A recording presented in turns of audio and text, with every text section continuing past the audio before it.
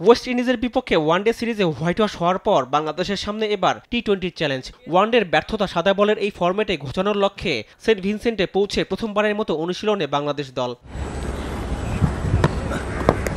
প্রথম ও তৃতীয় ওয়ানডেতে বড় সংগ্রহ স্কোরবোর্ডে জমা করে বাংলাদেশ, কিন্তু বোলাররা তা ডিফেন্ড করতে পারেননি। বিশেষ করে শেষ ওয়ানডেতে 321 রান করেও জিততে পারেনি বাংলাদেশ, তাই বোলারদের সামর্থ্য প্রশ্নবিদ্ধ হয়েছে আরও বেশি।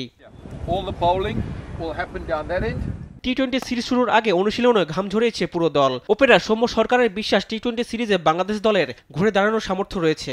পরশু থেকে আমাদের টি-20 সিরিজ শুরু হচ্ছে, তো কারা বড় টিম কারা ছোট টিম সেটার থেকে বড় কথা হচ্ছে কারা 20টা ওভার ভালো খেলবে, 40টা ওভার ভালো খেলবে মাঠে।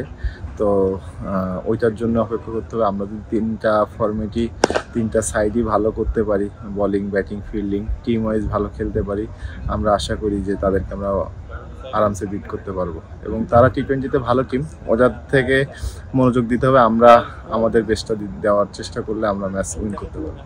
আরেকটা জিনিস, আমরা নর্মালি ওয়ানডে ক্রিকেটে আমরা বরাবর ভালো খেলে আসছিলাম, কিন্তু লাস্ট দু একটা সিরিজ আমাদের ভালো যায়নি। তারপরে তার মধ্যে একটা ভালো জিনিস আছে যে আমরা ব্যাটসম্যানরা অ্যাটলিস্ট 300 রান করছি, এটা একটা ভালো দিক।